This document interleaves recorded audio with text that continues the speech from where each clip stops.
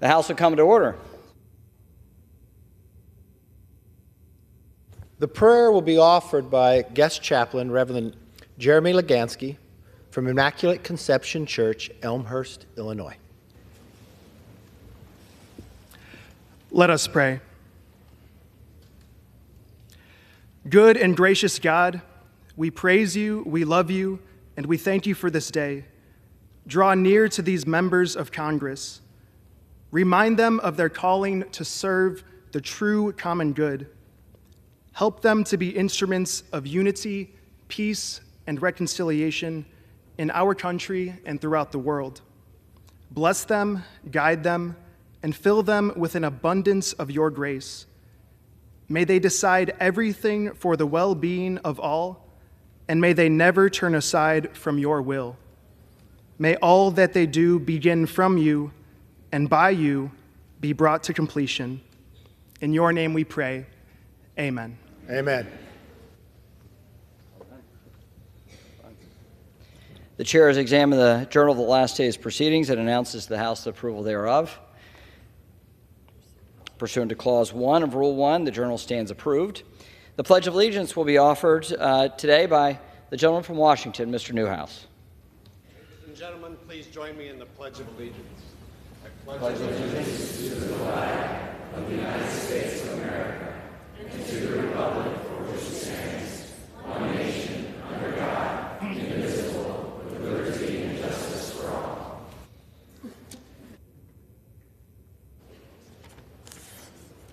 For what purpose does the gentleman from Illinois rise? Mr. Speaker, pursuant to Clause 7 of Rule 20, I move a call of the House. Under Clause 7B of Rule 20, the chair confers recognition for that purpose. Without objection, a call of the House is ordered. Members will record their presence by electronic device.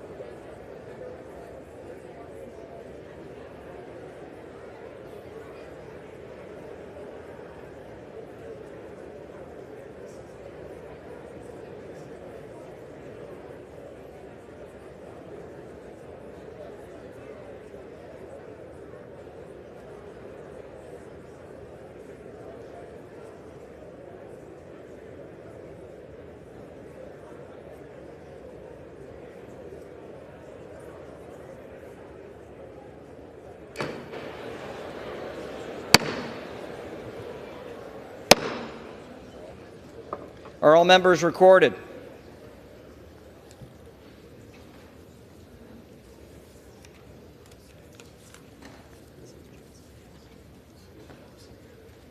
On this roll call, 429 members have recorded their presence. The question now recurs on the election of Speaker. The tellers will please come forward to take their seats once again.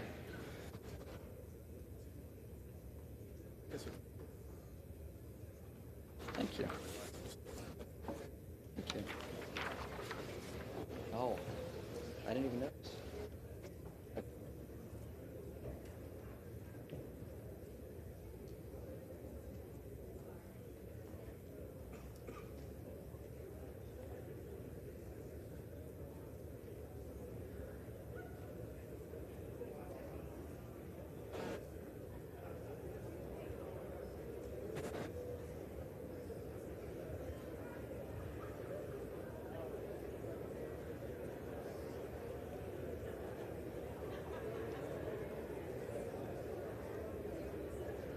All right.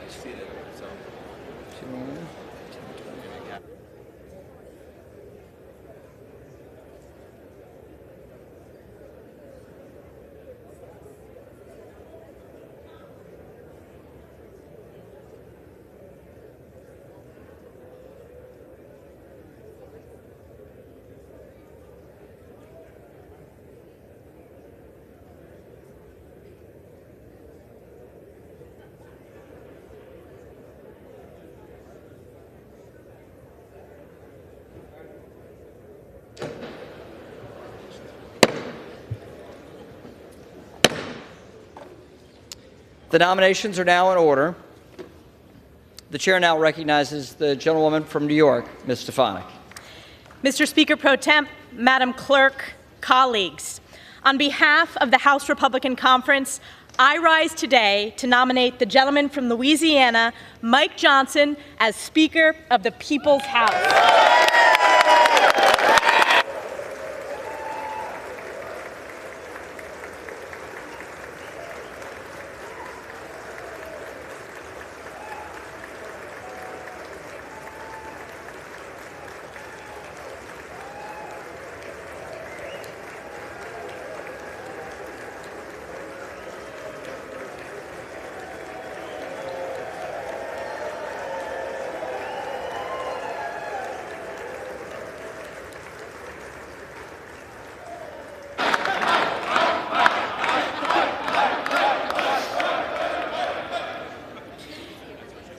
We convene this esteemed body today at a time of great crisis across America, a time of unprecedented challenges in this hallowed chamber, and a time when our most precious ally, Israel's very existence, is under attack from forces of evil.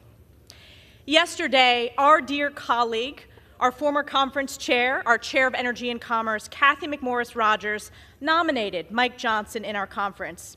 And she put it best, and I want to quote her today. She said, quote, "Trust has been broken and we have come to a standstill. How do we restore trust between members, leadership, and ultimately between Congress and we, the people?" Cathy went on to say, "There's a sense that it cannot be business as usual." She went on to note, above the Speaker's chair in the House chamber is our nation's motto, "In God we trust."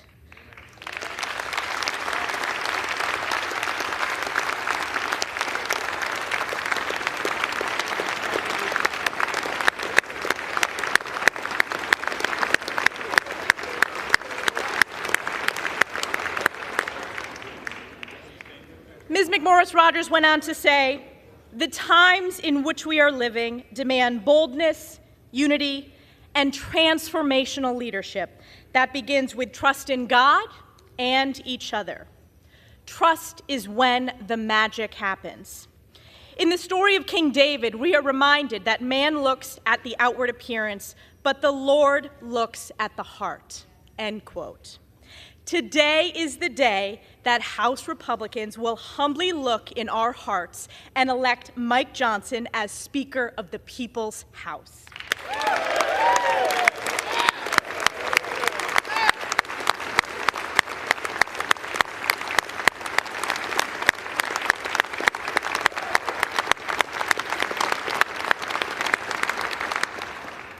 A man of deep faith, Mike epitomizes what it means to be a servant leader. A deeply respected constitutional lawyer, Mike has dedicated his life to preserving America's great principles of life, liberty, and the pursuit of happiness. Mike is a titan on the Judiciary Committee and a dedicated member of the House Armed Services Committee. And as vice chair of our conference, he has united all of our members to speak clearly and boldly on behalf of the American people. A friend to all and an enemy to none, Mike is strong, tough, and fair, and above all, Mike is kind. And at this very moment, this Republican conference knows that we live in perilous times and the American people are hurting. Families are struggling under the pain of inflation caused by reckless far-left spending, unable to afford groceries, heat, or gas. We have an inhumane open border with millions illegally smuggled and trafficked, and tens of thousands of children lost in the chasm of the incompetence and negligence of the Biden administration. Israel is under attack by Iranian-backed Hamas terrorists committing atrocities, with Israelis suffering the bloodiest days in modern memory. Crime is skyrocketing on our streets, while there are vicious calls from the left to defund our great men and women in blue. American energy production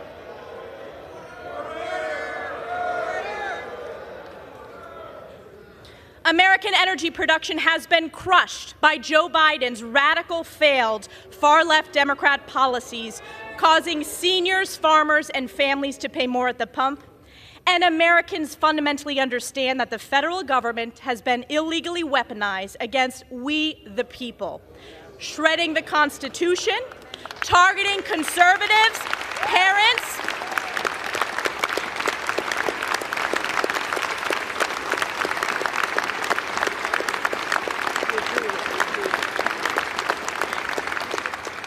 yes, I'll say it again. The federal government has been illegally weaponized against we, the people, shredding the Constitution, targeting conservatives, parents, and even Joe Biden's top political opponent. The people are looking to this great chamber to save America, and save America we will.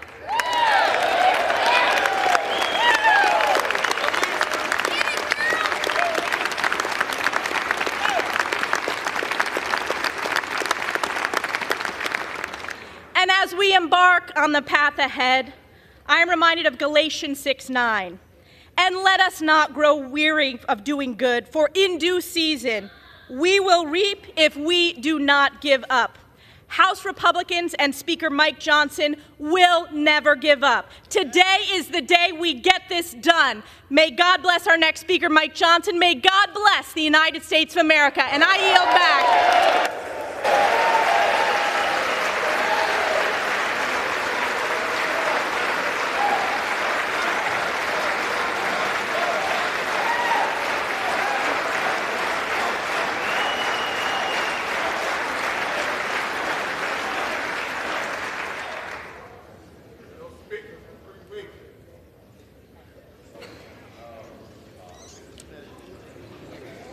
The chair recognizes the gentleman from California, Mr. Aguilar. Thank you, Mr. Speaker pro tempore. I notice a little bit more of a smile on your face today than we have in the past.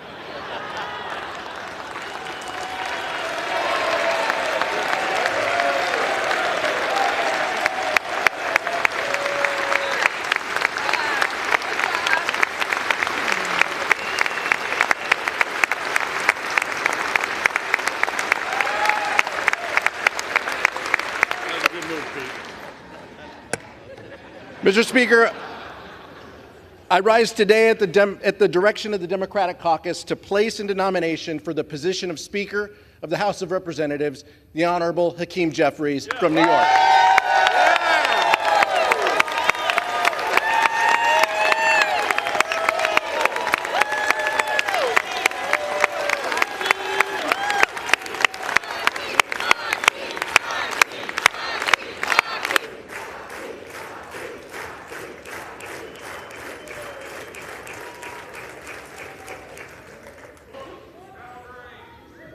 Mr. Speaker, you may agree with this, but we are back here 22 days into this Republican-manufactured chaos, and House Republicans have brought us to the exact same position that we were back then. All of the infighting, all of the disarray, just to end up where we were 3 weeks ago. These past few weeks, we have been left wondering if Republicans were truly intent on solving our issues, reopening the House of Representatives, and rallying around someone to lead this chamber.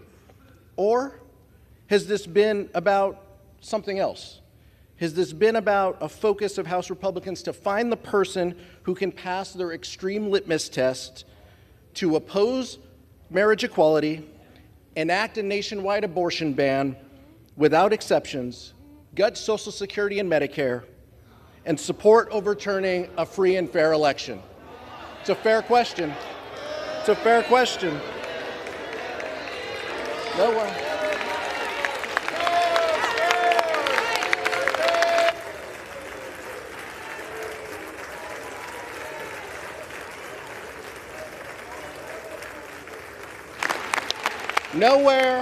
Nowhere in that candidate questionnaire is it about growing the middle class, helping our communities, keeping the cost of health care lower, and making life for everyday Americans better. The gentlewoman from New York said it right. This has been about one thing. This has been about who can appease Donald Trump.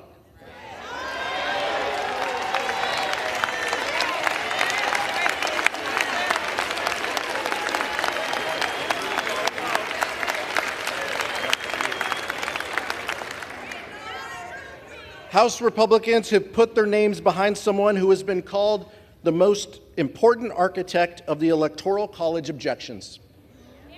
He's spearheaded, that's fair, we know how you feel. Yeah, you've made that clear. He's spearheaded the legal effort, joined by more than 100 of our colleagues on the other side of the aisle, in support of a dangerous and baseless lawsuit to overturn the results of the 2020 election. On the eve of January 6th, some of my Republican colleagues even called this a failed strategy. Yet those same individuals plan to stand right next to him today. Mr. Speaker Pro Tem, House Democrats believe that when members of this body voted to reject the results of the 2020 election, they forfeited their ability to lead this chamber.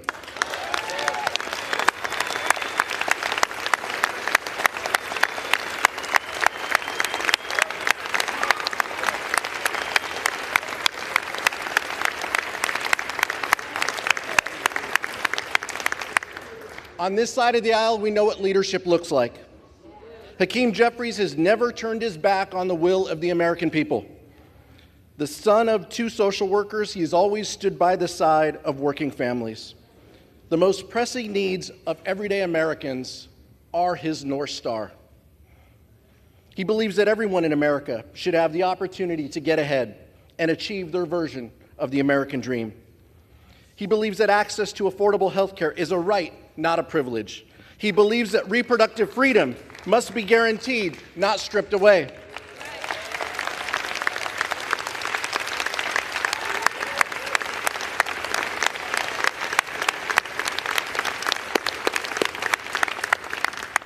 He believes that working families, not the wealthy and the well-connected, should be rewarded. He believes in growing the middle class so that everyone can succeed. He believes that our schools and our communities should be safe and free from gun violence. He believes that investing in public schools, not depriving students of fact-based education by banning books.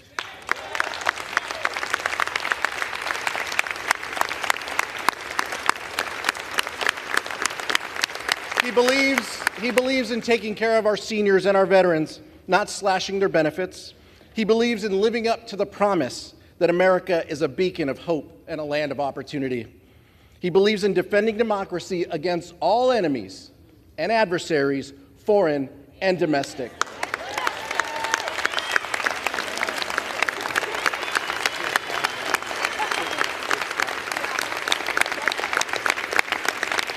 He believes in standing by our allies, Israel and Ukraine.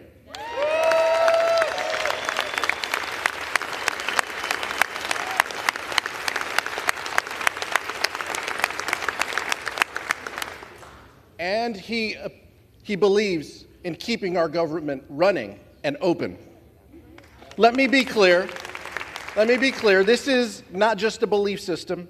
Leader Jeffries has the track record to back it up.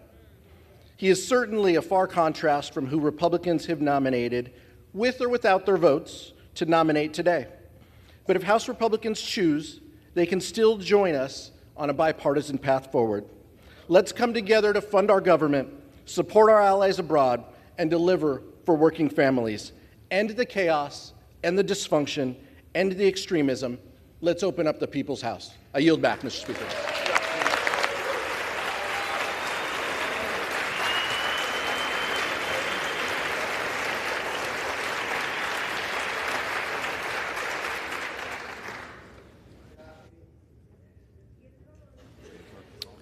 The reading clerk will now call the roll. Adams. Jeffries. Adderholt. Johnson. Aguilar. Jeffries. Alford. Servant Leader, Honorable Mike Johnson. Johnson. Allen. Mike Johnson. Johnson. Allred. Jeffries. Amadei. Mike Johnson. Johnson. Armstrong. Johnson. Arrington. Johnson. Auchincloss. Jeffries. Babin. Johnson. Bacon. Johnson. Baird. Johnson. Balderson. Johnson. Ballant. Jeffries. Banks. Johnson. Barr. Johnson. Berrigan. Jeffries. Bean of Florida. Johnson. Beatty. Jeffries. Bentz. Johnson. Barra. Jeffries. Bergman. Johnson. Beyer. Beyer. Bice. Johnson. Biggs. Johnson. Bilirakis. Absolutely, Mike Johnson. Johnson. Bishop of Georgia. Jeffries. Bishop of North Carolina. Johnson. Blumenauer. Jeffries. Blunt Rochester. Jeffries. Boebert. Johnson. Bonamici. Jeffries. Bost. Johnson. Bowman. Jeffries. Boyle of Pennsylvania. Boyle of Pennsylvania. Burkeen. Johnson. Brown. Jeffries. Brownlee. Jeffries. Buchanan. Mike Johnson. Johnson. Buck. Johnson. Bouchon. Johnson. Bazinski. Jeffries. Burchett. Johnson. Burgess. Johnson. Burleson. Johnson. Bush. Jeffries. Calvert. Johnson. Kamek. Johnson. Caraveo. Jeffries. Carbajal. Jeffries. Cardenas. Jeffries. Carey. Johnson. Carl. Johnson. Carson. Jeffries. Carter of Georgia. Johnson. Carter of Louisiana. Jeffries. Carter of Texas. Johnson. Cartwright. Jeffries. Kassar. Jeffries. Case. Jeffries. Caston. Jeffries. Castor of Florida. Jeffries. Castro of Texas. Jeffries. Chavez de Reamer. Johnson. Sherfilis McCormick. Jeffries. Chu. Jeffries. Siscomani. Johnson. Clark of Massachusetts. Jeffries. Clark of New York. Jeffries. Cleaver. Jeffries. Klein. Johnson. Cloud. Johnson. Clyburn. Jeffries. Clyde. Johnson. Cohen. Jeffries. Cole. Johnson. Collins. Johnson. Comer. Johnson. Connolly. Jeffries. Correa. Correa. Costa. Jeffries. Courtney. Jeffries. Craig. Happy wedding anniversary to my wife, Hakeem Jeffries.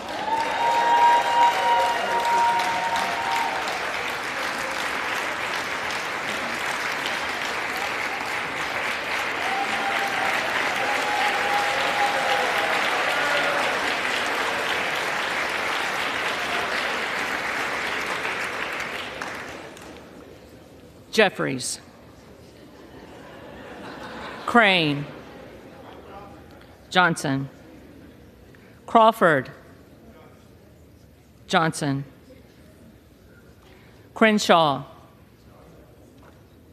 Johnson. Crockett. Jeffries. Crow. Jeffries. Cuellar. Jeffries. Curtis. Johnson. Davis of Kansas. Jeffries. Davidson. Johnson. Davis of Illinois. Jeffries. Davis of North Carolina. Jeffries. Dean of Pennsylvania. Jeffries. DeGette. Jeffries. Dela Cruz. Johnson. DeLauro. Jeffries.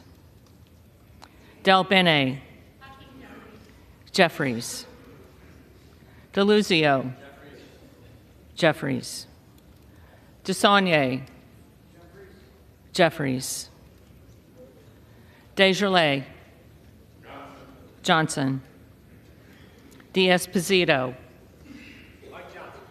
Johnson. Diaz-Balart. Johnson. Dingle. Jeffries. Doggett.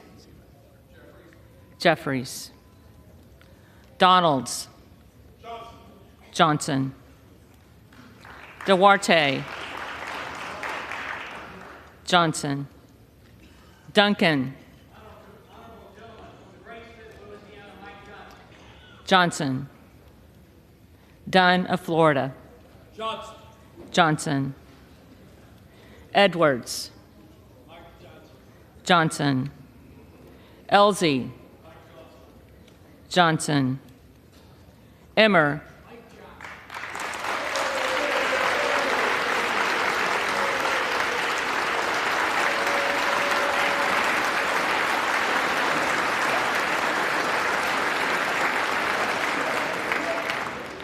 Johnson. Escobar. Jeffries. Eshoo. Jeffries. Espaillat. Jeffries. Estes. Johnson. Evans. Jeffries. Ezell. Johnson. Fallon.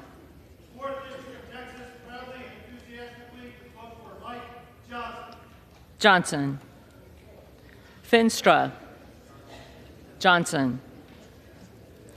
Ferguson. Johnson. Finstad. Johnson. Fischbach. Johnson. Fitzgerald. Johnson. Fitzpatrick. Johnson. Fleischman. Johnson. Fletcher. Jeffries. Flood. Johnson. Foster. Jeffries. Fushi. Jeffries. Fox. Johnson. Lois Frankel. Jeffries. Scott Franklin. Johnson. Frost. Jeffries. Fry. Johnson. Fulcher. Johnson. Gates.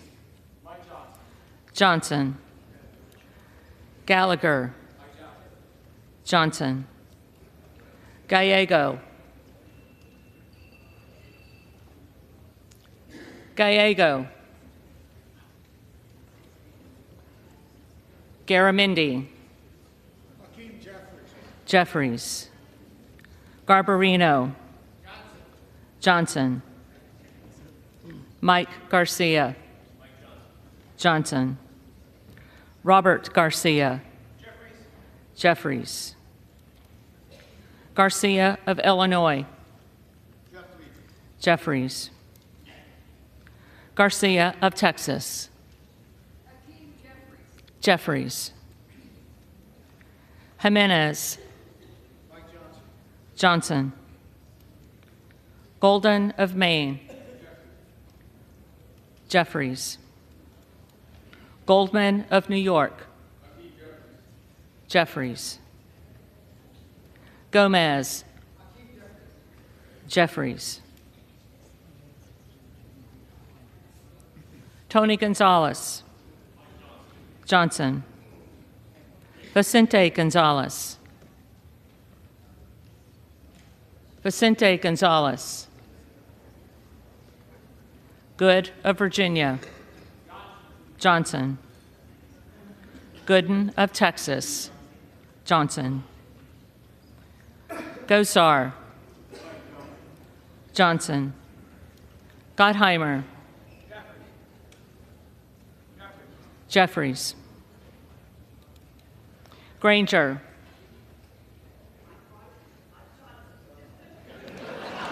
Johnson. Graves of Louisiana. Johnson. Graves of Missouri. Johnson. Green of Tennessee. Johnson. Green of Texas.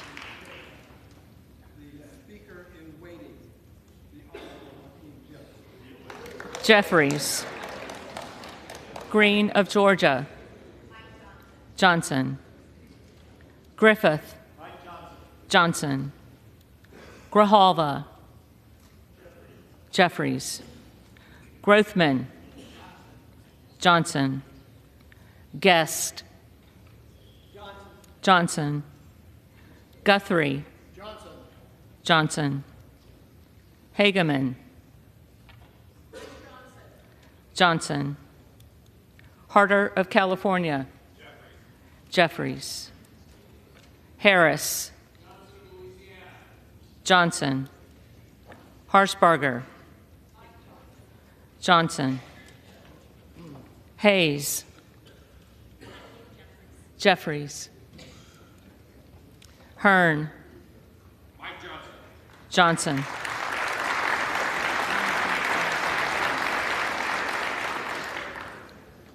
Higgins of Louisiana. Johnson. Higgins of New York. Jeffries. Hill.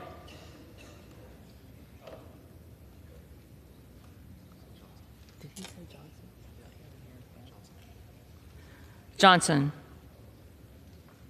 Himes. Jeffries. Henson. Johnson. Horsford. Jeffries. Houchin. Johnson. Houlihan. Jeffries. Hoyer. Jeffries. Hoyle of Oregon. Jeffries. Hudson. Johnson. Huffman. Jeffries. Huizinga. Johnson. Hunt. Johnson. Isa. Johnson. Ivy. Jeffries. Jackson of Illinois. Jeffries. Jackson of North Carolina. Jeffries. Jackson of Texas. Johnson. Jackson Lee. The distinguished gentleman, Hakeem Jeffries. Jeffries. Jacobs. Jeffries. James. Johnson. Jayapal. Jeffries. Jeffries. Jeffries.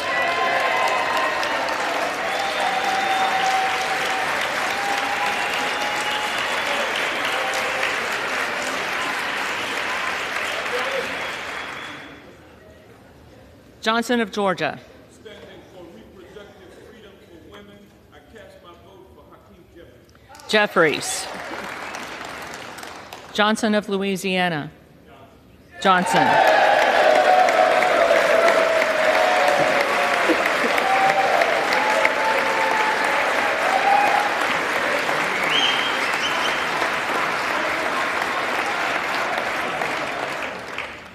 Johnson of Ohio.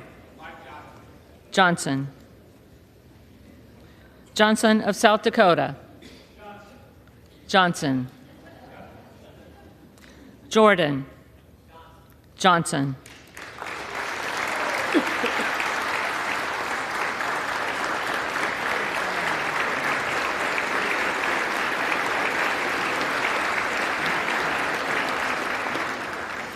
Joyce of Ohio. Joyce of Ohio. Johnson. Joyce of Pennsylvania. Johnson. Camlogger Dove. Jeffries. Capter.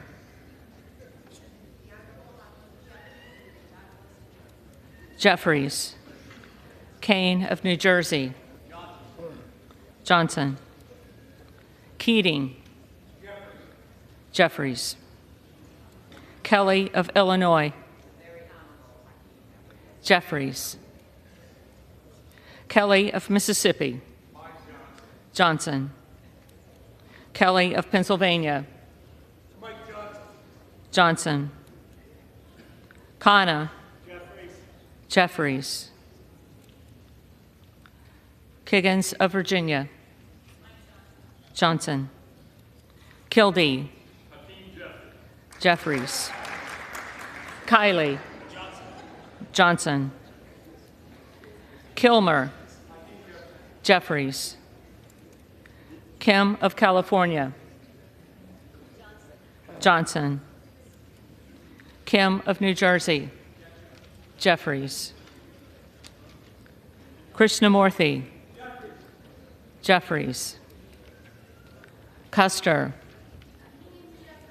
Jeffries. Kustoff. Johnson. LaHood. Johnson. LaLota. Johnson. LaMalfa. Johnson. Lamborn. Johnson. Landsman. Landsman. Jeffries. Langworthy. Johnson. Larson of Washington. Jeffries. Larson of Connecticut. Jeffries. Latta. Johnson. LaTurner. Johnson. Lawler. Johnson. Lee of California. Jeffries. Lee of Florida. Johnson. Lee of Nevada. Jeffries. Lee of Pennsylvania. Jeffries. Ledger Fernandez. Jeffries. Lesko. Johnson. Letlow. Johnson. Levin. Jeffries. Liu. Jeffries. Lofgren. Jeffries. Loudermilk. Mike Johnson. Johnson. Lucas. Johnson. Luke Kameyer. Johnson. Luna. Johnson. Luttrell. Johnson. Lynch. Jeffries. Mace. Johnson. Magaziner. Jeffries. Maliotakis. Johnson. Mann. Johnson. Manning. Jeffries. Massey. Johnson. Mast. Johnson. Matsui. Jeffries. McBath.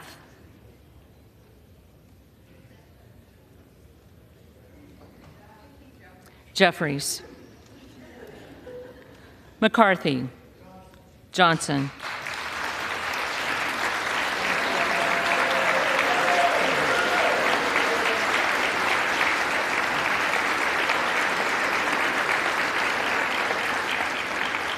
McCall. Johnson. McLean. Johnson. McClellan. Jeffries. McClintock. Johnson. McCullum. Jeffries. McCormick. Johnson.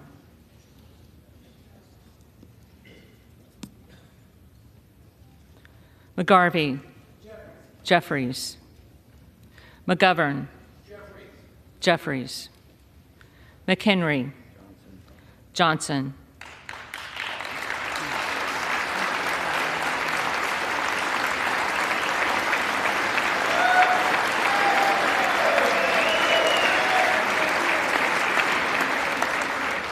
Meeks. Jeffries.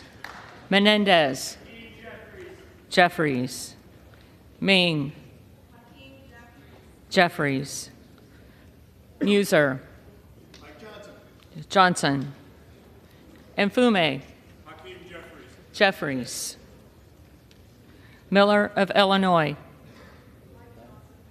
Johnson. Miller of Ohio. Johnson.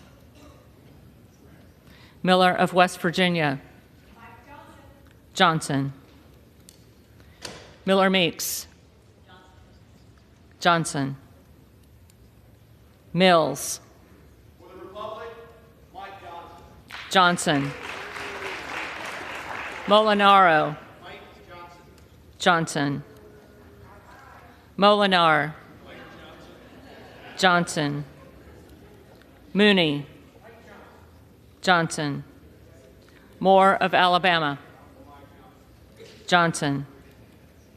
Moore of Utah. Johnson. Moore of Wisconsin. Jeffries. Moran. Johnson. Morelli. Jeffries. Moskowitz. Jeffries. Moulton. Jeffries. Mervan. Jeffries. Mullen. Jeffries. Murphy. Johnson. Nadler. Jeffries. Napolitano. Jeffries. Neal. Jeffries. Neguse. Jeffries. Nels. Johnson. Newhouse. Johnson. Nickel. Jeffries. Norcross. Jeffries. Norman. Johnson. Nunn of Iowa. Miracle Mike. Johnson.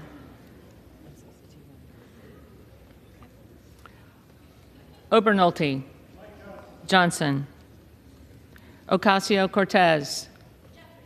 Jeffries. Ogles. Johnson.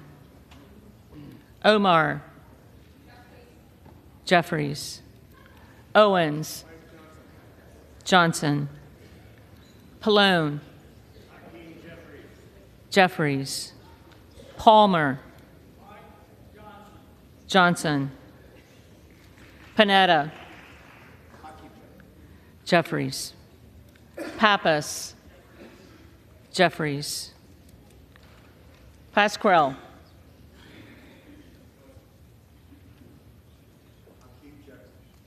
Jeffries. Payne. Gentleman from New York, Hakeem Jeffries. Jeffries.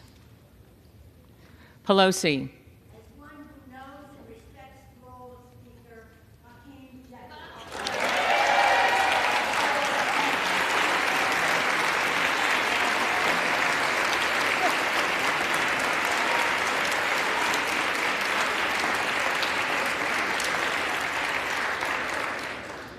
Jeffries. Peltola. Jeffries. Pence. Johnson. Perez. Jeffries. Perry. Johnson. Peters. Jeffries. Pedersen. Jeffries. Pfluger. Johnson. Phillips. Jeffries. Pingree. Jeffries. Pocan. Jeffries. Porter. Jeffries. Posey. Johnson. Presley. Jeffries. Quigley. Jeffries. Ramirez. Hakeem Jeffries. Jeffries. Raskin. Jeffries. Reschenthaler. Johnson. Rogers of Washington. Johnson. Rogers of Alabama. Johnson. Rogers of Kentucky. Johnson. Rose. Johnson.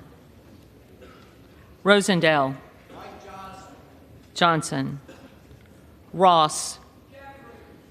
Jeffries. Rouser. Johnson. Roy. Johnson. Ruiz. Jeffries. Rupersberger. Jeffries. Rutherford. The very honorable Mike Johnson. Johnson. Ryan. Jeffries. Salazar. Johnson. Salinas. Jeffries. Sanchez. Jeffries. Santos. Johnson. Sarbanes. Jeffries.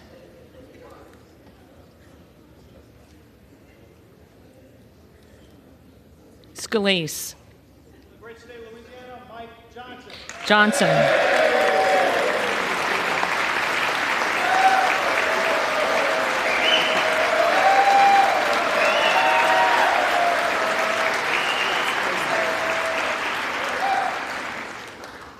Scanlon. Jeffries. Schakowsky. Jeffries. Schiff. Jeffries. Snyder. Jeffries. Skolton. Jeffries. Schreier. Jeffries. Swikert. Johnson. Austin Scott. Johnson. David Scott. Jeffries. Scott of Virginia. Jeffries. Self. Johnson. Sessions. Johnson. Sewell. Jeffries. Sherman, Jeffries, Sherrill, Jeffries, Simpson, Johnson, Slotkin, Jeffries, Smith of Missouri, Johnson, Smith of Nebraska, Johnson, Smith of New Jersey, Johnson, Smith of Washington, Jeffries, Smucker, Johnson, Sorensen, Jeffries, Soto, Jeffries, Spanberger, Jeffries, Sparts, Johnson, Stensbury, Jeffries, Stanton, Jeffries, Stauber, Johnson, Steele, Johnson, Stefanik, Johnson, Stile, Johnson, Stubbe, Johnson, Stevens, Jeffries, Strickland, For the protection of voting rights, Hakeem Jeffries. Jeffries, Strong, Johnson, Swalwell, Jeffries, Sykes, Jeffries, Takano,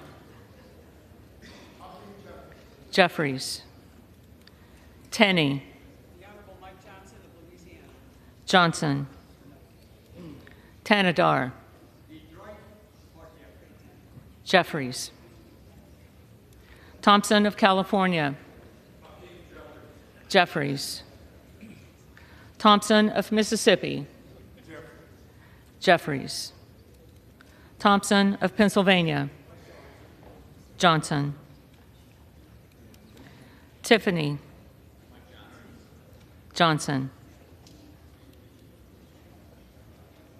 Timmons, Johnson, Titus, Jeffries, Tlaib, Jeffries, Takuda, Jeffries, Tonko, Jeffries, Torres of California, Jeffries, Torres of New York, Jeffries,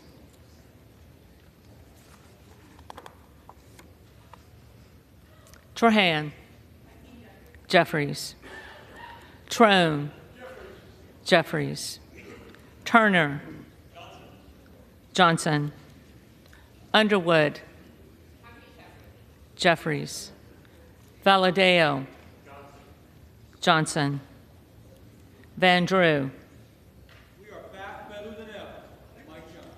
Johnson, Van Dyne, Johnson, Van Orden, Van Orden, Vargas, Jeffries, Vasquez, Jeffries, Vesey, Jeffries, Velasquez, Jeffries, Wagner, Johnson, Wahlberg, Johnson, Waltz, Johnson, Wasserman Schultz, Jeffries, Waters,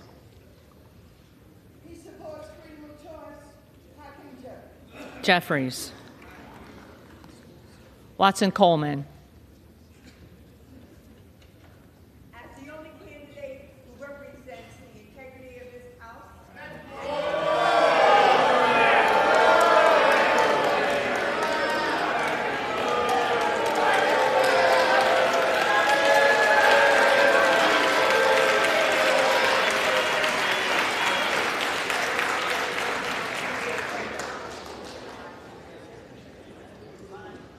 Watson Coleman. do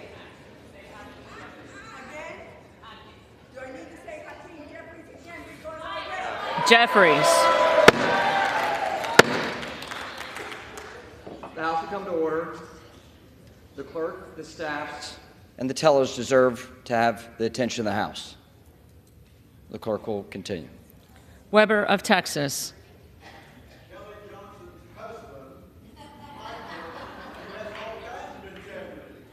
Johnson. Webster of Florida. Johnson. Winstrup. Johnson. Westerman. Johnson. Wexton.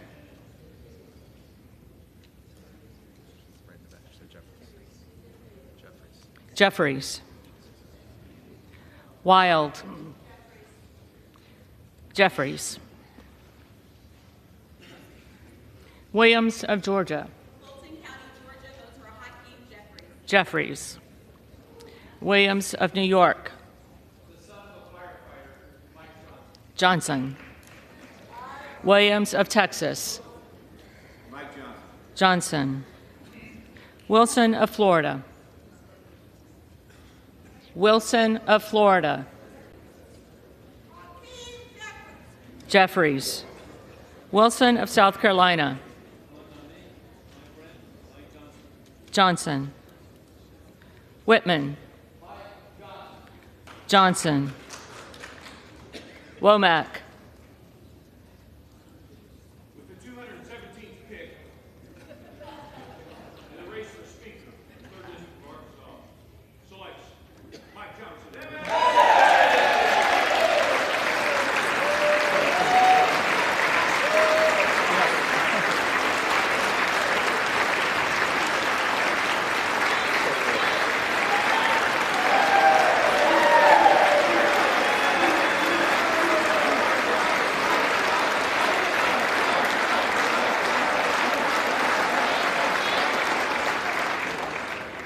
Johnson.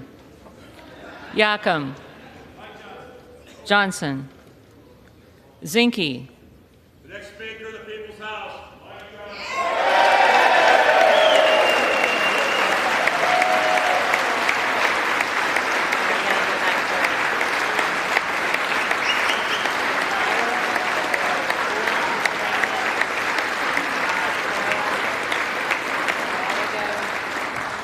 Johnson.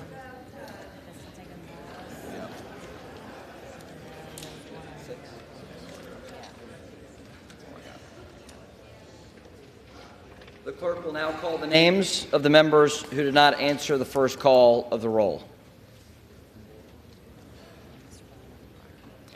Byer.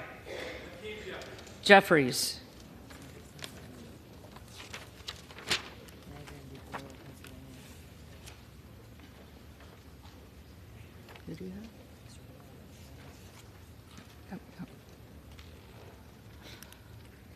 Boyle of Pennsylvania. Boyle of Pennsylvania.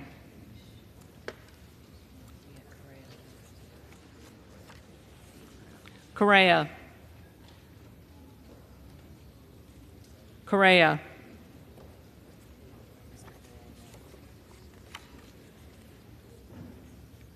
Gallego. Jeffries.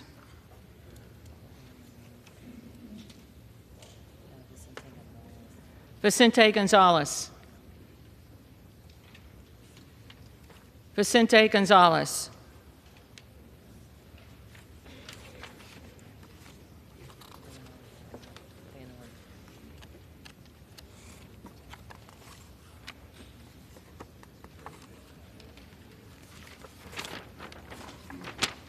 Van Orden.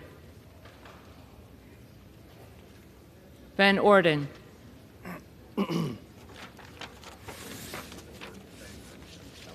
If there are any members who did not answer the call of the roll, they may come to the well and vote at this time.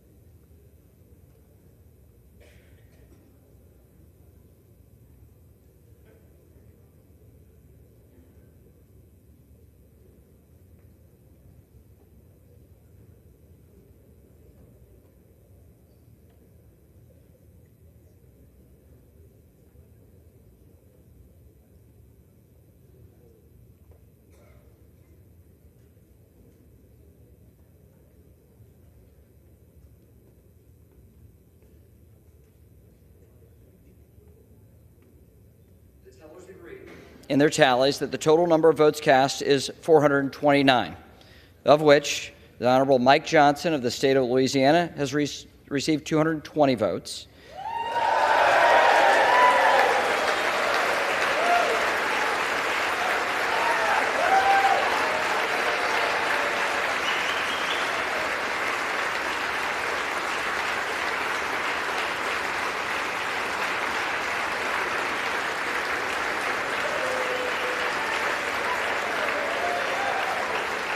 And the Honorable Hakeem Jeffries of the state of New York has received 209 votes.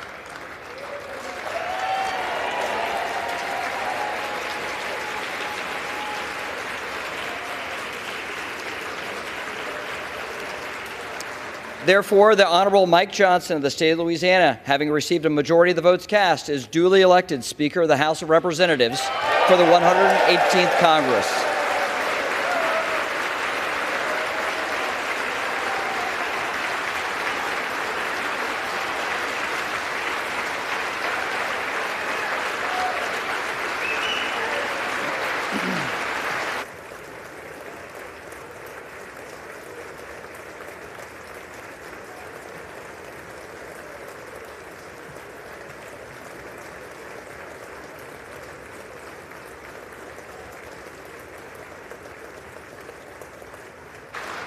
The chair appoints the following committee to escort the speaker-elect to the chair: the gentleman from Louisiana, Mr. Scalise; the gentleman from Minnesota, Mr. Emmer; the gentlewoman from New York, Ms. Stefanik; the gentleman from North Carolina, Mr. Hudson; the gentleman from Alabama, Mr. Palmer; the gentlewoman from Michigan, Mrs. McClain; the gentleman from California, Mr. McCarthy; the gentleman from Florida, Mr. Donalds; the gentleman from Oklahoma, Mr. Hearn; the gentleman from Michigan, Mr. Bergman; the gentlewoman from Washington, Mrs. Rogers; the gentleman from Texas, Mr. Arrington; the gentleman from Texas, Mr. Fallon; the gentleman from New York, Mr. Molinaro; the gentlewoman from Florida, Mrs. Carmack; the gentleman from New York, Mr. Jeffries; the gentlewoman from Massachusetts, Ms. Clark; the gentleman from California, Mr. Aguilar; the gentleman from California, Mr. Liu; the gentlewoman from Washington, Ms. Delbene;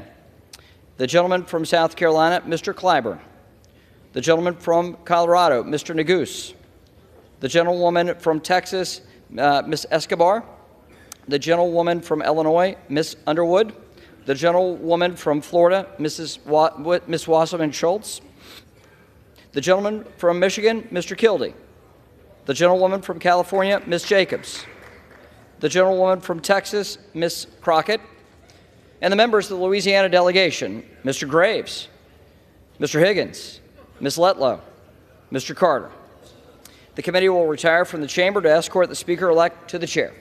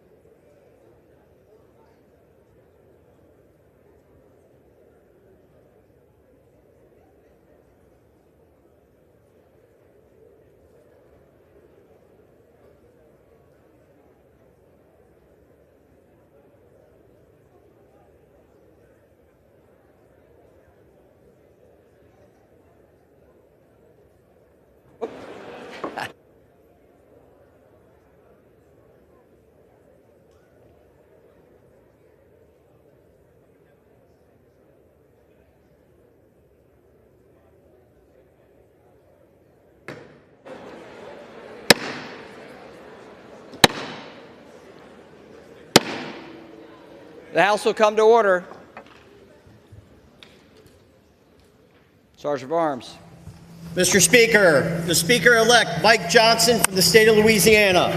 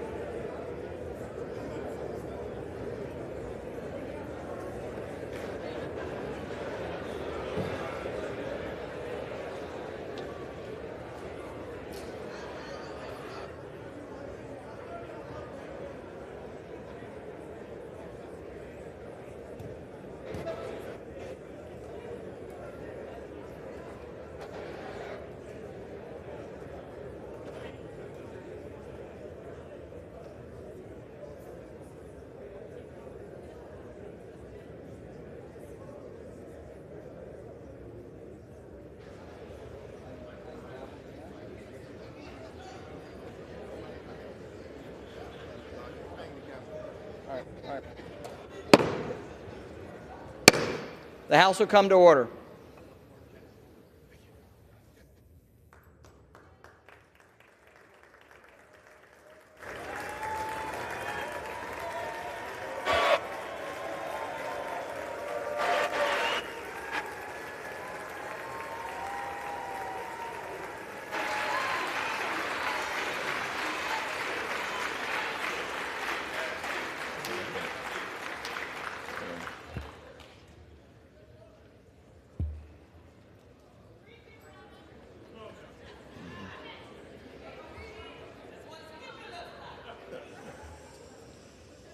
Speaker Mike Johnson, Speaker Emerita Nancy Pelosi, Whip Clark, Chairman Aguilar, all of my colleagues in government on both sides of the aisle, it's an honor and a privilege to once again stand before you as House Democratic leader. From the very beginning of this Congress, House Democrats have made clear that we will find bipartisan common ground with our Republican colleagues whenever and wherever possible, for the good of the American people.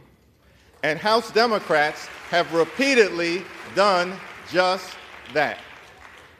It was House Democrats who provided a majority of the votes necessary to avoid a catastrophic default on our debt that would have crashed the U.S. economy and triggered a job-killing recession. It was House Democrats who provided a majority of the votes necessary to avoid a government shutdown that would have hurt everyday American.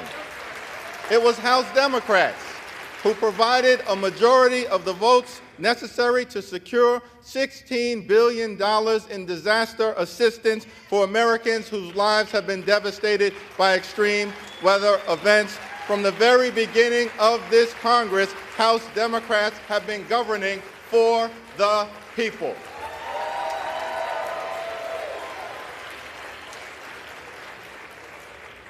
We continue to look forward to finding bipartisan common ground whenever and wherever possible.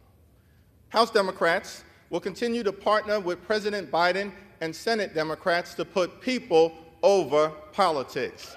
House Democrats will continue to fight for lower costs, better paying jobs, safer communities, and to build an economy from the middle out and the bottom up and not the top down. House Democrats will continue to push back against extremism in this chamber and throughout the country. House Democrats will continue to protect Social Security, protect Medicare, protect Medicaid, protect our children, protect our climate, protect low-income families, protect working families, protect the middle class, protect organized labor, protect the LGBTQ community, protect our veterans, protect older Americans, protect the Affordable Care Act, protect the right to vote, protect the peaceful transfer of power, protect our democracy, and protect a woman's freedom to make her own reproductive health care decisions.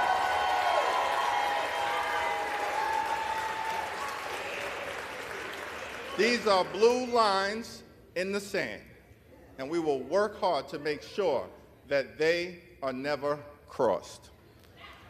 We must also continue to stand by President Biden as he works to bring American hostages and Israeli hostages held by Hamas back home. American hostages and Israeli hostages and international hostages back home.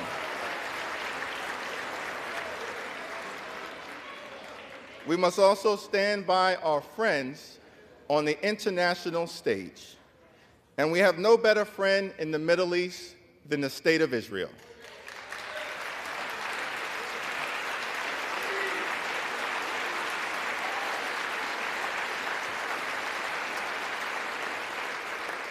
Israel has a right to exist as a Jewish and democratic state.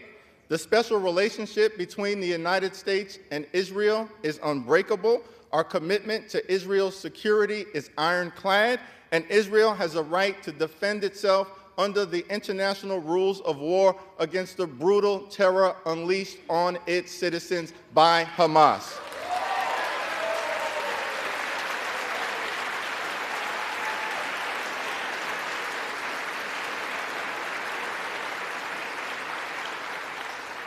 Our ironclad commitment to Israel's security and the effort to defeat Hamas is not inconsistent with the goal of achieving a lasting and just peace between Israel and the Palestinian people. In many ways, it is a necessary ingredient because Hamas is not good for Israel. Hamas is not good for America. Hamas is not good for the free world. Hamas is not good for the democratic aspirations of the Palestinian people.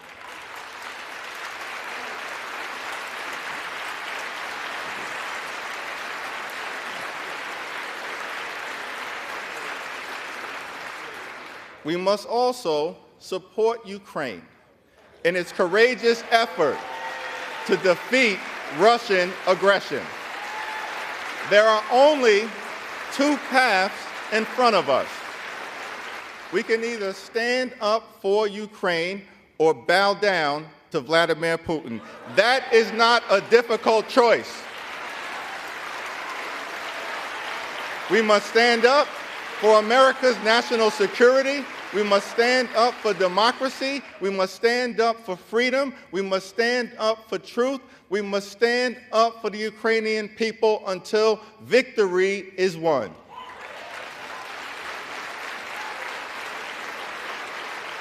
It is my expectation that in the next week or so, the Senate will send over for consideration a bipartisan national security funding package for Israel, Ukraine, and our other allies throughout the free world. That also includes humanitarian assistance for Palestinian civilians and others who may be in harm's way. The House of Representatives should take up this national security package and humanitarian relief package immediately, in totality, and without delay. The time for gamesmanship is over. The time for brinksmanship is over. The time for partisanship is over. It's time to get back to doing the business of the American people.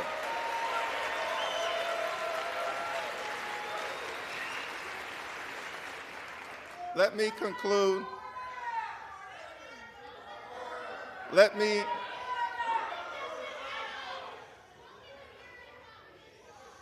me conclude with an observation about the state of our democracy.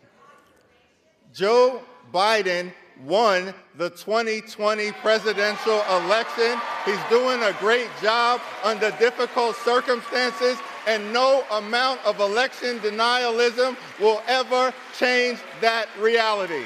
Not now, not ever.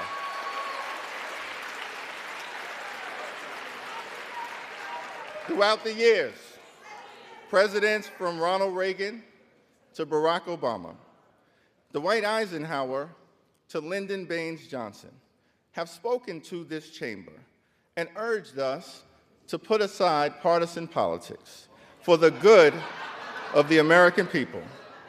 President Lincoln spoke to this Congress on December 1st, 1862, in the middle of the Civil War, and noted that we in this institution had the power and bore the responsibility to save the Union. The stakes were high. As articulated by President Lincoln, we could either nobly save or meanly lose America as we know it, the last best hope on earth. This is a turbulent time in the American journey, and we have but one charge to keep during this moment of great fragility. Our union must be sustained. Our union must be strengthened. Our union must succeed. There are many throughout this country who are understandably alarmed at the turbulence of the moment, at the chaos, the dysfunction, and the extremism that has been unleashed in this chamber from the very beginning of this Congress. But this too shall pass. Our country has often confronted adversity, and the good news is we always find a way to make it to the other side. We faced adversity in the 1860s, in the middle of the Civil War, when the country was literally tearing itself apart. We faced adversity in October of 1929, when the stock market collapsed, plunging us into a Great Depression. We faced adversity in December of 1941, when a foreign power unexpectedly struck, plunging us into a world war with the evil empire of Nazi Germany. We faced adversity in the Deep South in the 1950s and 60s, when the country was struggling to reconcile the inherent contradictions between Jim Crow segregation and the glorious promises of the Constitution. We faced adversity on September 11th, 2001, when the towers and the Pentagon were unexpectedly struck, killing thousands of lives in an instant. We faced adversity right here in the House of Representatives when on January 6, 2021, a violent mob of insurrectionists, incited by some in this chamber, overran the House floor as part of an effort to halt the peaceful transfer of power. Every time we faced adversity, the good news here in America is that we always overcome. That is the power of American exceptionalism. That is why America is the land of the free and the home of the brave. That is why I remain optimistic about the future of this country. That is why America is the last best hope on earth. God bless you. God bless the House of Representatives. God bless the United States of America.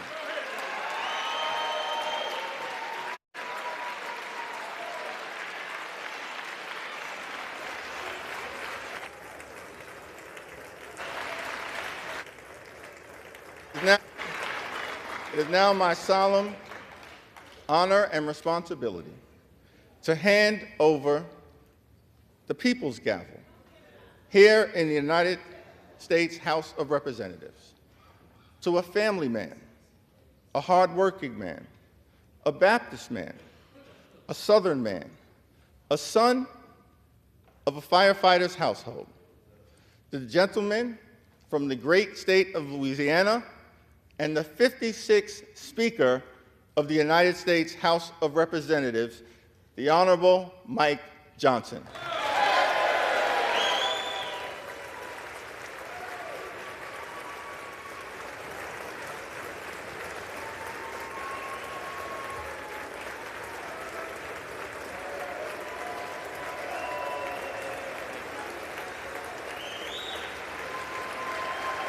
Thank you.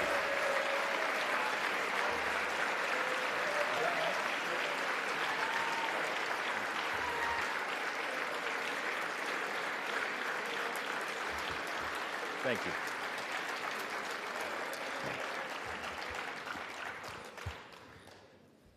Thank you all. First, a few words of gratitude. I want to thank Leader Jeffries. I do look forward to working with you on behalf of the American people. I know we see things from very different points of view, but I know that in your heart you love and care about this country and you want to do what's right. And so we're going to find common ground there, all right?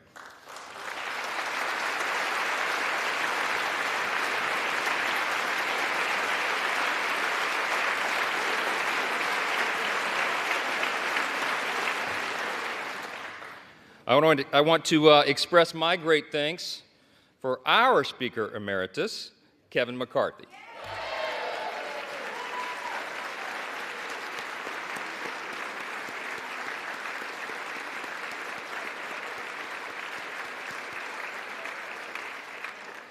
Kevin has dedicated over 2 decades of his life to selfless public service, 16 of those years in this House. And you would be hard-pressed to find anybody who loves this institution more or has contributed more to it. He is the reason we're in this majority today.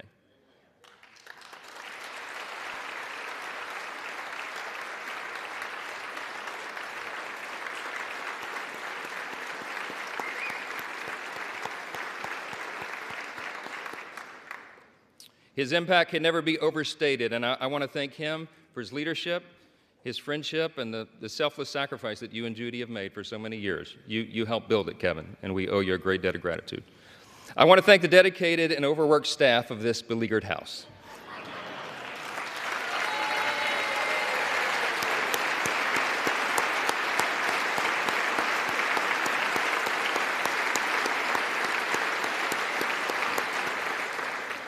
They accept praise so stoically. But Miss Susan Cole, our House reading clerk, and yes.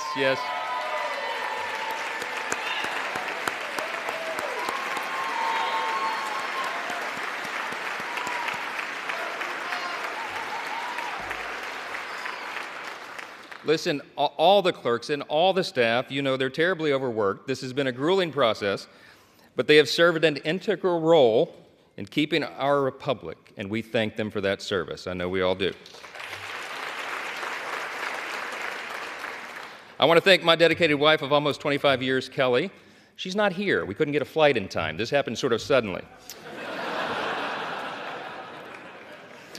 But we're going to celebrate soon. She spent the last couple of weeks on her knees in prayer to the Lord, and she's a little worn out. We all are. I want to thank our children, Michael and Hannah and Abby and Jack and Will. All of our children sacrifice. All of them do, and we know that. And there's not a lot of perks to being a member of Congress's kid, right? And so I want to thank all of your families as well for what they endure and what they've had to endure for the last few weeks. We've been here a while. Yeah.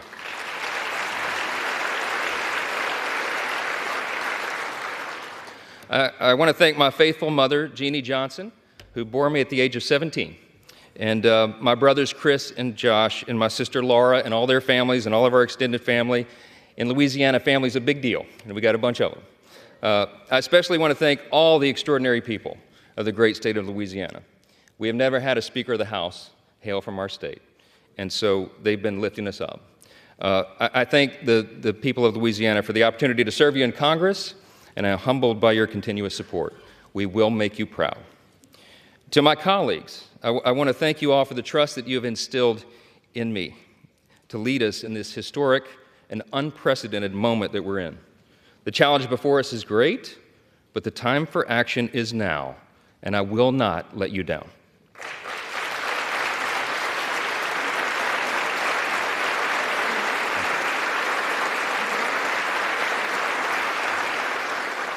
I want to say to the American people, on behalf of all of us here, we hear you. We know the challenges you're facing. We know that there's a lot going on in our country, domestically and abroad, and we are ready to get to work again to solve those problems, and we will. Our mission here is to serve you well, to restore the people's faith in this House, in this great and essential institution. My dad, it was mentioned, my dad was a firefighter. He was an assistant chief in the fire department in my hometown of Shreveport, Louisiana, a little town in northwest Louisiana. On September 17, 1984, when I was 12 years old, he was critically burned and permanently disabled in the line of duty. All I ever wanted to be when I grew up was the chief of the fire department in Shreveport. But after the explosion on that fateful day, he nearly died, and it was a long road back, and it changed all of our life trajectories. I'm the oldest of 4 kids. And my dad, he lived with pain all the rest of his life for decades more. And I lost my dad to cancer 3 days before I got elected to Congress, 3 days. And he wanted to be there at my election night so badly. I'm the first college graduate in my family. This was a big deal to him. And so several weeks after that, it was early 2017. It was my freshman term, and it fell to me to be in the rostrum one night to serve here as Speaker Pro Tem. I thought that was a big deal until I figured out that's what you do for freshmen late at night. And I think if my memory serves, Miss Jackson Lee was winding down one of her long, eloquent speeches. And not that I was not enraptured by her speech, but I looked up at the top of the chamber there, and I saw the face of Moses staring down. And I just felt in that moment the weight of this place, right? The history that is revered here and the future that we are called to forge. And I really was just kind of almost overwhelmed with emotion. It occurred to me in that moment, it had been several weeks, and I had not had an opportunity yet to grieve my dad's passing, and I just had this sense that somehow he knew. And I had tears come to my eyes, and I was standing here, and I'm wiping them away, and then it suddenly occurs to me, the late-night C-SPAN viewers are going to think something's very wrong with the new young congressman from Louisiana. It wasn't Sheila's speech. I'm sorry. I just knew in that moment that my dad, my father, would be proud of me, and I felt that he was. And I think all of our parents are proud of what we're called to do here. I think all the American people at one time had great pride in this institution, but right now, that's in jeopardy. And we have a challenge before us right now to rebuild and restore that trust. This is a beautiful country. It's the beauty of America that allows a firefighter's kid like me to come here and serve in this sacred chamber where great men and women have served before all of us and strive together to build and then preserve what Lincoln did refer to as the last best hope of man on earth. We stand at a very dangerous time. I'm stating the obvious. We all know that. The world is in turmoil. But a strong America is good for the entire world.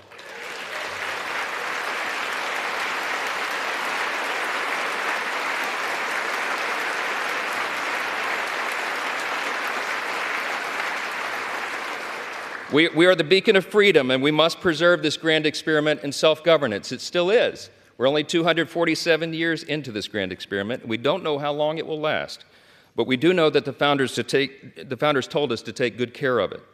I want to tell all my colleagues here what I told the Republicans in that room last night. I don't believe there are any coincidences in a matter like this. I believe that Scripture, the Bible, is very clear. That God is the one that raises up those in authority. He raised up each of you, all of us. And I believe that God has ordained and allowed each one of us to be brought here for this specific moment in this time. This is my belief. I believe that each one of us has a huge responsibility today to use the gifts that God has given us to serve the extraordinary people of this great country, and they deserve it, and to ensure that our republic remains standing as the great beacon of light and hope and freedom in a world that desperately needs it.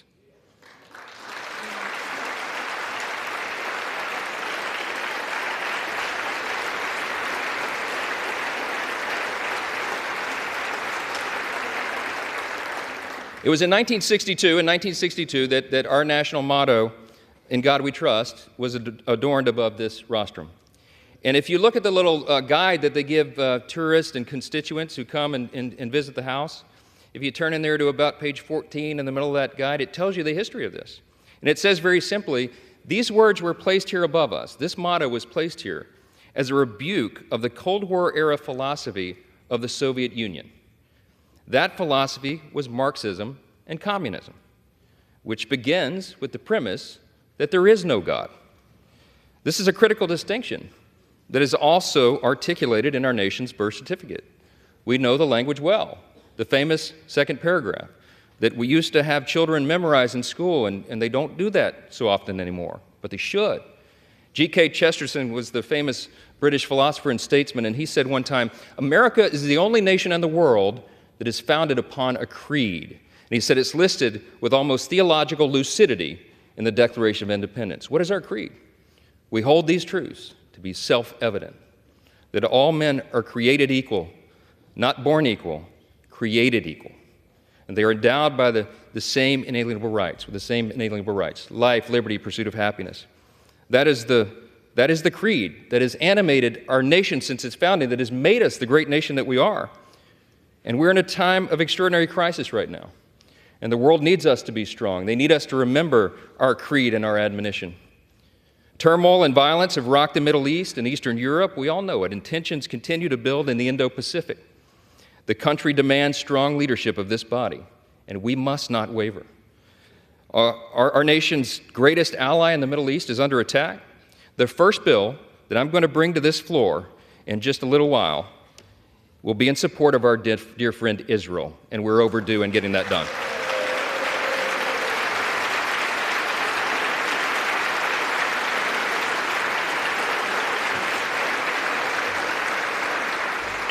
We're going to show not only Israel, but the entire world, that the barbarism of Hamas that we have all seen play out on our television screens is wretched and wrong, and we are going to stand for the good in that conflict. We have a catastrophe at our southern border. The Senate and the White House can no longer ignore the problem. From Texas to New York, wave after wave of illegal migrants are stressing our communities to their breaking points. We know that our streets are being flooded with fentanyl, and all of our communities, children, and even adults are dying from it. The status quo is unacceptable. Inaction is unacceptable, and we must come together and address the broken border. We have to do it.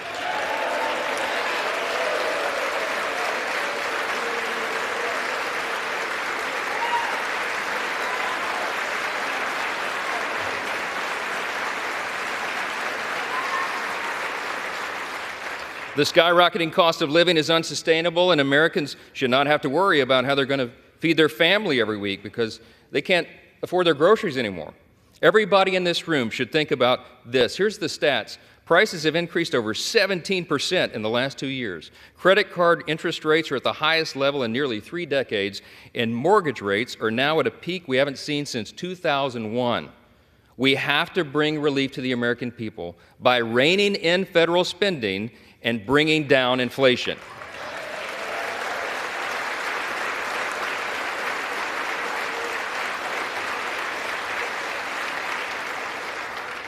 The greatest threat to our national security is our nation's debt. And while we've been sitting in this room, that's right, the debt has crossed almost $33.6 trillion. In the time that it's going to take me to deliver this speech, we'll go up another $20 million in debt. It's unsustainable. We have to get the country back on track. Now, we know this is not going to be an easy task, and tough decisions will have to be made. But the consequences, if we don't act now, are unbearable. We have a duty to the American people to explain this to them so they understand it well, and we are going to establish a bipartisan debt commission to begin working on this crisis immediately.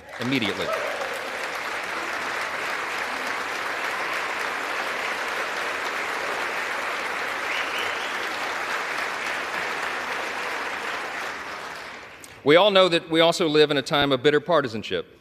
It was noted. And it's been on display here today, right? When our people are losing their faith in government, when they're losing sight of the principles that made us the greatest nation in the history of the world, I think we got to be mindful of that. We're going to fight. We're going to fight vigorously over our core principles because they're at odds a lot of times now in this modern era. We have to sacrifice sometimes our preferences because that's what's necessary in a legislative body. But we will defend our core principles to the end. In his farewell address, thank you. In his farewell address, President Reagan explained the secret of his rapport with people. And I like to paraphrase his explanation all the time. He said, you know, they call me the great communicator, but I really wasn't that. He said, I was just communicating great things, and they're the same great things that have guided our nation since its founding. What are those great things? I call them the 7 core principles of American conservatism, but let me concede to you all, I think it's really quintessentially the core principles of our nation. I boil them down to individual freedom, limited government, the rule of law, peace through strength, fiscal responsibility, free markets, and human dignity. Those are the foundations that made us the extraordinary nation that we are. And you and I today are the stewards of those principles.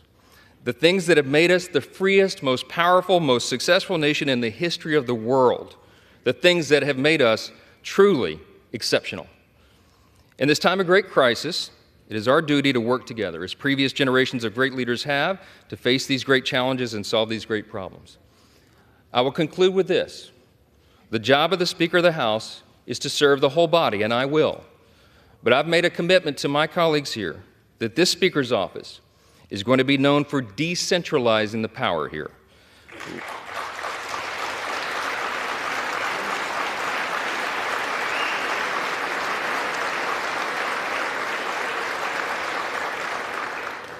My office is going to be known for members being more involved and having more influence in our processes and all the major decisions that are made here, for predictable processes and regular order. We owe that to the people. That's right. And I want to make this commitment to you, to my colleagues here and on the other side of the aisle as well. My office is going to be known for trust and transparency and accountability, for good stewardship of the people's treasure, for the honesty and integrity that is incumbent upon us, all of us, here in the People's House. Our system of government is not a perfect system. It's got a lot of challenges, but it is still the best one in the world, and we have an opportunity to preserve it.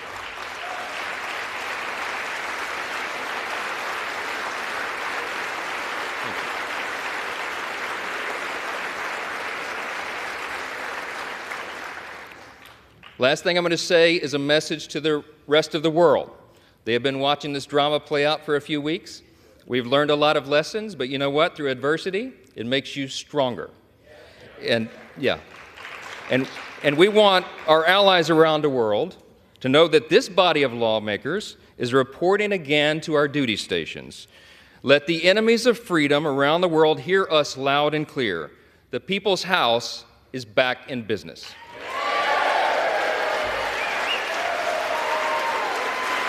Thank you. Thank you.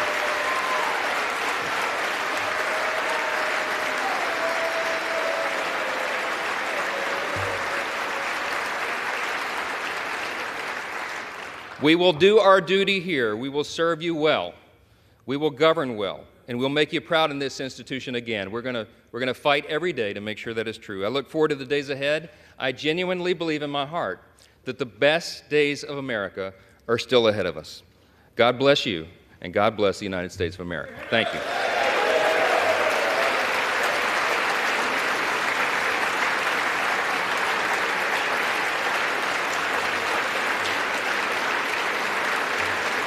Thank you. I'm now ready to take the oath of office, and I ask the Dean of the House of Representatives, the Honorable Harold Rogers of Kentucky, to please administer the oath of office. Mr. Speaker Designee, congratulations on your election. Thank you, sir. When our founding fathers chose a bold, new, and innovative new self-rule government, it was met by deep skepticism by the world's monarchs. They said self-rule is only a dream. Our founders said they're right. It's the American dream. Amen.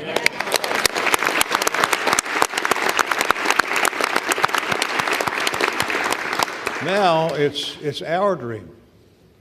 We're in charge. The speakership of the United States House of Representatives is the crucial outpost for the well-being of the people's government, the keeper, if you will, of the dream. Sir, if you wish to assume this awesome responsibility, please raise your right hand. Do you solemnly swear that you will support and defend the Constitution of the United States against all enemies, foreign and domestic, that you will bear true faith and allegiance to the same, that you take this obligation freely without any mental reservation or purpose of evasion, and that you will well and faithfully discharge the duties of the office on which you are about to enter. So help you God? I do, so help me God. Congratulations, Mr. Speaker.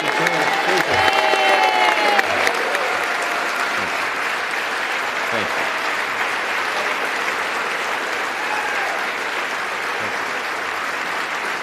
You get the next.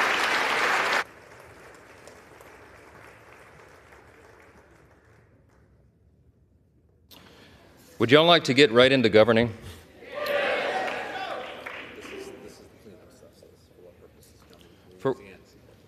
For what purpose does the gentleman from Louisiana seek recognition? Mr. Speaker, that is a nice ring to it, by the way. Mr. Speaker, I offer a privileged resolution to notify the Senate of the election of Mike Johnson as Speaker of the House of Representatives and ask for its immediate consideration. The clerk will report the resolution. House Resolution 810. Resolve that a message be sent to the Senate to inform that body that Mike Johnson, a representative from the state of Louisiana, has been elected Speaker of the House of Representatives. Without objection, the resolution is agreed to, and the motion to consider is laid on the table. For what purpose does the gentleman from Louisiana seek recognition? Mr. Speaker, to notify President Biden of the election of Mike Johnson as Speaker of the House, I offer a privileged resolution and ask for its immediate consideration. The clerk will report the resolution. House Resolution 811. Resolve that the clerk be instructed to inform the President of the United States that the House of Representatives has elected Mike Johnson, a representative from the state of Louisiana, Speaker of the House of Representatives. Without objection, the resolution is agreed to, and the motion to reconsider is laid on the table. Thank you. All right. The chair would take this occasion to note that the Speaker's announced policies with respect to particular aspects of the legislative process placed in the record on January 9, 2023 will continue in effect for the remainder of the 118th Congress.